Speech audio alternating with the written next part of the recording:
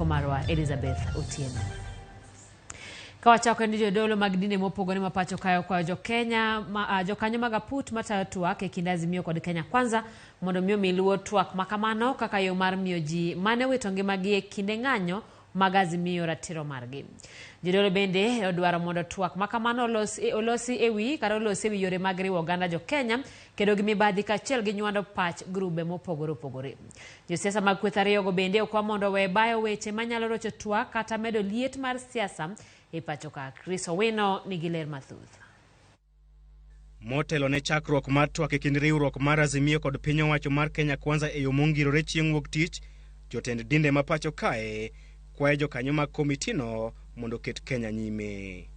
E twak margi kod jofwamb weche e bwore Nairobi, jodologo okwayo kweth motelne kod jatend duond bura mar Wiper Kalonzo Musyoka kod jatend jood bura mathoth Kimani Ichung'wah mondo otim duto manyalore mar neno ni twak makamano onyago olemo kaka yo mar miyo jogo mane owito ngimagi kata yudo hinyruok e kinde ng'anyo mag Azimio ratiro margi.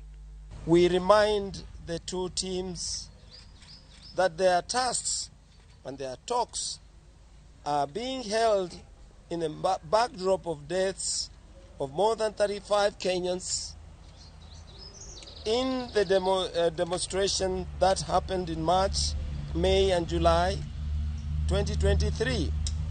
The success of the talks will assure the hearts of Kenyans who have been wounded in body and spirit.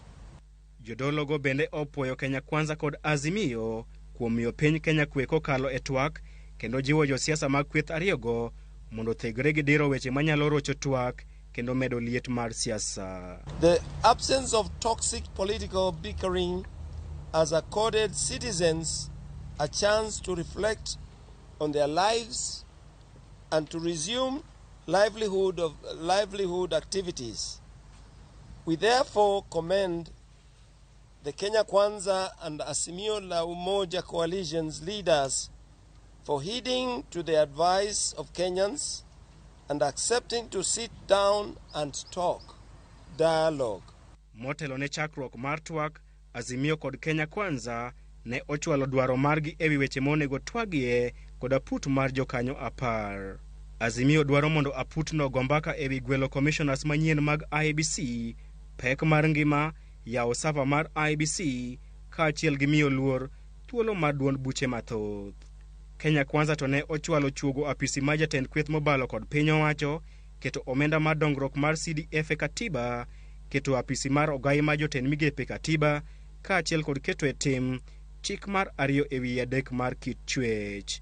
Kata kamano, jodolo dwaro mondo twak ma Bomas obi olos e yore mag riwo oganda, kedo gi weche mag mibadhi, diere kind oganda, kaachiel gi onge mar tich e kind rowere. We nonetheless urge for inclusion of agenda to address the deep-seated and long-standing issues, including the consolidation of national unity and cohesion, tackling poverty, youth unemployment, and fighting corruption and impunity. Ewi chung' mar piny owacho mar Kenya Kwanza ewi pek mar ngima, jodolo neno ni chenro makamago pok omulo ngima jopiny kendo miyo gi fuong'ruok. Ewi mano, gidwaro mondo piny owacho ket chenro mongirore mag duoko piny pek mar ngima kaachiel gi bero ngima jopiny. Jodito mag piny owacho mar Kenya Kwanza osebedo ka goyo korgi ni ok gibi twak kod riwruok mar Azimio ewi duoko piny pek mar ngima, e mano ma giwacho ni gisesiro jopur kokalo kuom miyo gi mbolea kod kothe e nengo mogonyore. Thank you very much and God bless you. God bless Kenya. Chris Owino, Ramogi TV, Nairobi. Governor Masea James Orengo